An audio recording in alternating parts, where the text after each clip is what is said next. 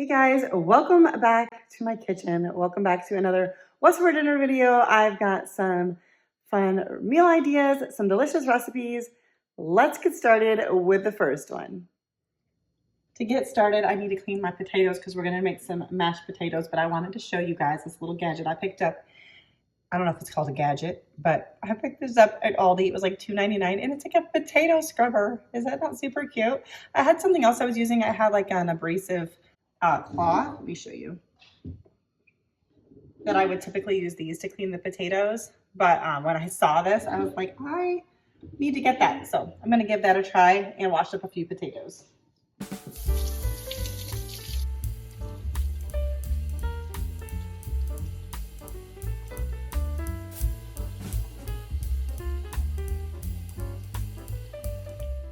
So I think it works good. The true test will probably be with some russet potatoes because yellow potatoes aren't typically as dirty and their skins are more delicate, so you got to be a little bit more careful, but I'm not complaining. I think I like it. Plus it's cute and it's fun to have cute things in the kitchen. So I'm just going to dice up my potatoes. I may peel a little bit of the skin off, but probably not a lot of it because the skin on this is super tender, and we're going to get them in a pot of water ready to cook. I'm actually not going to be starting them quite yet. I'm trying to get better at time management when it comes to dinner. We're trying to eat at more consistent times, and I often start dinner a little too late. So right now I'm going to just do some prep ahead of time. It's not like majorly ahead of time, but it is a little bit, and hopefully I'm going to get better at having dinner at a more consistent time. Also, because I have a little bit of extra time, I'm going to go ahead and season my pork chops before I'm cooking them. Let them sit for like 10 to 15 minutes.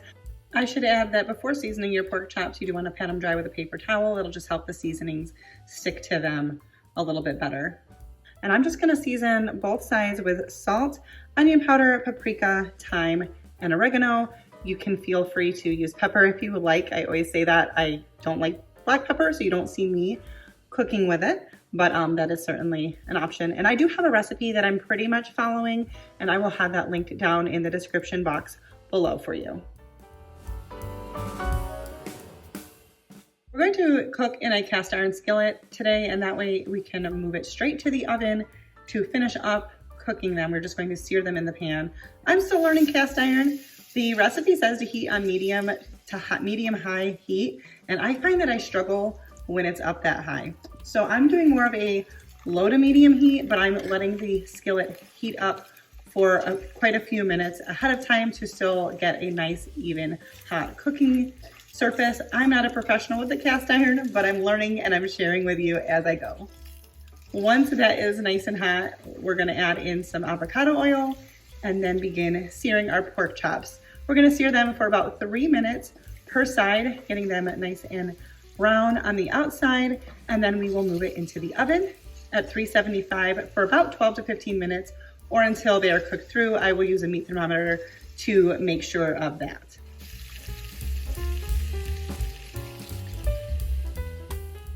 While the pork chops are searing, I'm melting down some butter and then adding in some garlic.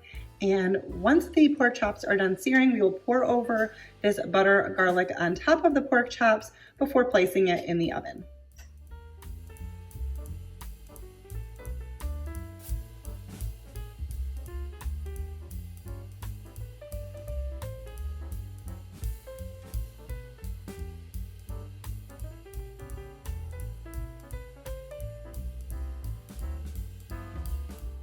While the pork chops were searing, I started the water for the potatoes to get them going. And then as soon as I put the pork chops into the oven, I brought over a pan to steam up some frozen broccoli. Those are gonna be our sides for today. I will show you what I'm putting in my mashed potatoes. It's not like a secret recipe, but I will share with you what I'm going to put in to them once I have them cooked till tender. At the halfway point with the pork chops, take them out of the oven, grab some of that butter with a spoon and pour it back over the pork chops and then put them back into complete cooking. I'm going to insert my meat thermometer at this point as well, just so that I can keep an eye on it and make sure they don't get overdone. For my mashed potatoes, I do like to mash them up first. I do not whip my mashed potatoes. I like them a little bit chunky, but I like to start the initial mashing and then add in any combination, depending on the time, of milk, which I use almond milk usually because that's what I have on hand most of the time, sour cream, cream cheese, salt, and sometimes I will add in some Parmesan cheese, or I might add in some garlic powder. Today I'm gonna do sour cream, milk, salt, and garlic powder.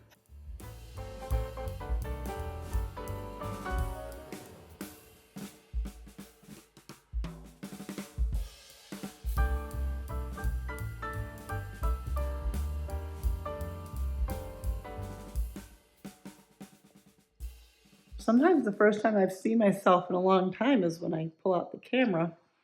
But we just got done eating and he was commenting about it and I was like, well, why don't you share what you thought of that meal? Well, it was very good. Excellent, actually. It was awesome. Leanne does great potatoes, mashed potatoes, and she always cooks the broccoli to my liking, probably more than hers, but it's always so good. And the pork chops were done in the cast iron pan, and there's just something special about that. Yeah, we think the cast iron has been a game changer for us. But either way, it was delicious. It's kind of like you people who found a smoker. Well, try a cast iron pan, suckers. Wow. Okay, that's it for today's recipe. Go get you one. Tonight for dinner, we are going to have some oven-baked chicken wings. I'm really excited about it. We love chicken wings. So real quick, I'm just gonna make up a little seasoning mixture plus baking powder because I hear that that's supposed to make them crispy. So we're gonna do a teaspoon of a teaspoon of baking powder and then half a teaspoon each of salt, smoked paprika, garlic powder, and onion powder. I don't know if this is going to be enough, but we'll see. We also have some sauces we will be mixing our wings with, so this isn't like where all of the flavoring is coming from or anything like that. I'm also a little disappointed. My chicken wings are a little bit frozen still, but I think it'll be fine. It's gonna have to be fine because that's what we got. So I took my chicken wings and put them in a bag. I'm gonna put in some avocado oil. Gonna move them around a little bit. I did pat them dry as well, but I mean, they're a little frozen, so. All right, now we're gonna put in our seasoning, close this up, and then properly mix this.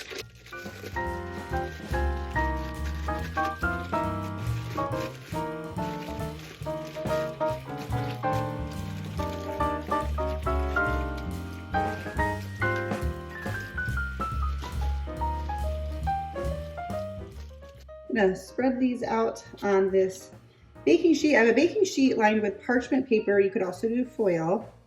And I did spray and coat the cookie rack, cooling rack, a piece that is inside of it. Did that make sense? I got a baking sheet with a cookie rack. Nope, a baking sheet with a cooling rack that I greased. I did also line the pan with parchment paper to help just make cleanup a little bit easier. All right, I'm gonna put these in the oven at 425 for 20 minutes, and then flip them, and then another 20 minutes, or maybe like 25 minutes because they're frozen. Flip them, and then another 25 minutes. All right, so after the chicken wings were done, I put them under the broiler. Hang on a second. All right, broiler sometimes sets off the smoke alarm. So I broiled them 3 minutes per side to get them really nice and crispy. And now we're gonna toss them in sauce because that's what you do. But we're gonna do 3 different types of sauces between the two of us. So I'll show you what we're doing. So the first one, I've got Kinder's buffalo sauce. We really like the buttery buffalo, but they were out of it this last time. And we don't like it as much. So I'm gonna try seeing if this makes a difference. I melted down some butter, mixed in some sauce, and then I like to use a bowl with a lid so I can just shake it up.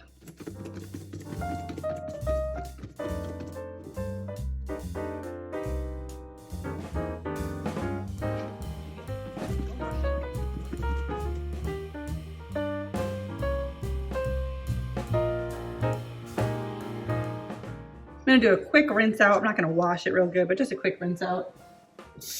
I could have used a different bowl, but then I'd have to wash more and I don't wanna do that. For these ones, I'm gonna do the Kinder's Bourbon Peach Barbecue.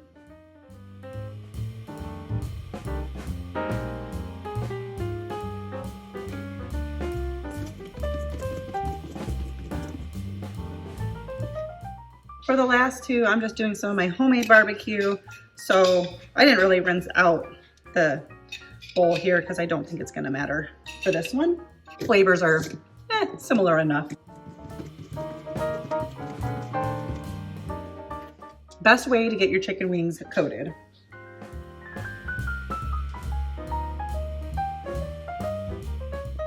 And we're having these along a nice side salad. It's kind of hard to call this a side salad. This is a hearty salad with hard-boiled eggs and bacon pieces and all the veggies and all of that. So that is going to be our dinner for tonight, wings and salad. We're gonna have some delicious chicken thighs for tonight's dinner, but one of the sides is going to be some potatoes. So I just wanted to show you how I was going to season these. I just diced up, peeled a little bit, like some of the peel I peeled, some of the peel I didn't peel. How's that for an explanation? Okay, we're gonna do some avocado oil, do some salt, some garlic powder, which is almost gone. Have no fear, I've got like 2 backups in the pantry because we don't let ourselves run out of things like that. Onion powder. And some paprika, kind of the staples, but I think I'm gonna add something else halfway through because I think I wanna add ranch, but I don't know that I want it on for the entire time because potatoes take a while. I'm thinking it'll take like, I don't know, 45 minutes, something like that. And I didn't wanna put them in with no seasoning on, so. Baking sheet lined with parchment paper. And halfway through you want to toss them and flip them. So I'll let you know what I decide to do at that point. If I just leave them like this or if I'm going to add in something else. I like all my flavors if you haven't noticed. I'm adding a little more salt. I feel like potatoes need salt and I really like salt. So we're going to get these in the oven and then we're going to go ahead and get our chicken thighs ready. All right, now for the chicken thighs. I'm going to season with some salt. I think I'm gonna do the same seasonings. Some onion powder. Gotta open up a new garlic. Then I'm gonna flip these. We're also gonna do paprika. Then I'm going to flip these and season the other side. And I like to bake them skin side down first and then flip them. Because I like to make sure I get the skin nice and crispy at the end. These are a little bit frozen. Okay, let's see if we cannot make a mess.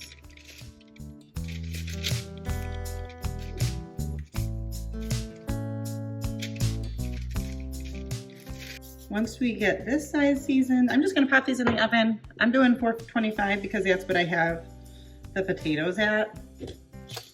And I also find that if my chicken in particular is partially frozen a little bit, and I do it at a high heat, it seems to come out just fine, like no problems at all. It's not like fully frozen, it's just not fully thawed. So.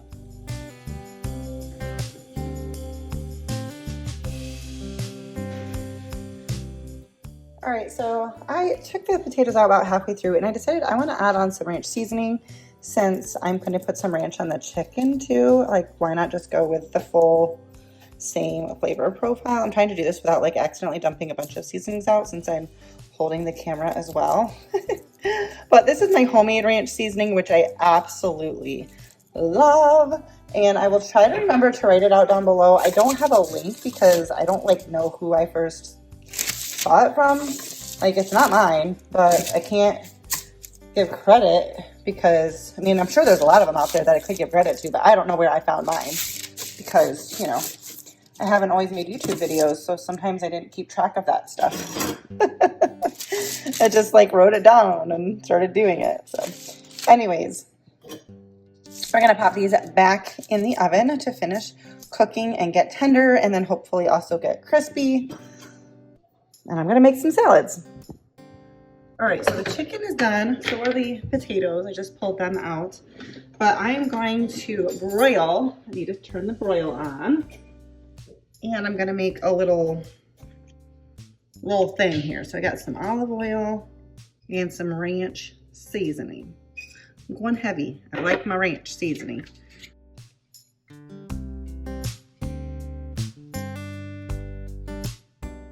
Just a little more. Okay, and I'm just gonna spread this on like a paste, and we're going to broil this for as long as I can without like my parchment paper catching on fire. Because a lot of times when I broil, my, I need to make more of that because I went heavy on it. When I broil, my parchment paper, you know, sometimes catches on fire and my smoke alarm just go off. Not catches on fire, it starts smoking. I'm not actually starting fires. You can use aluminum foil and grease it, but I try not to use aluminum foil in the oven. So I would probably broil for about, I don't know, my guess is gonna be like 4 minutes, 5 minutes. I did just change out the parchment paper. Like I switched the chicken to a fresh, clean piece. And I did that to also decrease it from like smoking because it's a fresh piece. So just a little tip if you also use parchment paper. So the chicken looks particularly charred. I did maybe lose track of time a little bit, but also I do believe that some ingredient in the ranch seasoning may make it more prone to burn. It's good, looks good to me. That's a crispy skin. It's gonna be fantastic. But I did want to point that out because obviously, I mean, you can see how that looks. But roasted potatoes came out good. I've already snagged one of those. And a side salad, and that's our dinner for tonight. It was actually pretty quick to put together. Dinner was quick and full of flavor, and that's what I like to do. Sometimes I have some in-depth recipes, and sometimes it's just a simple meal idea that tastes delicious. But I hope you enjoyed this video. If you did, don't forget to give it a thumbs up. Subscribe if you're new. I would love to have you part of my little YouTube family. That'll just make sure that YouTube lets you know when I post future videos, and you don't just have to hope that you come across it. You can just click on your subscriptions, and then you'll see everybody that you're subscribed to. Thank you guys so much for watching, and I'll see you next time.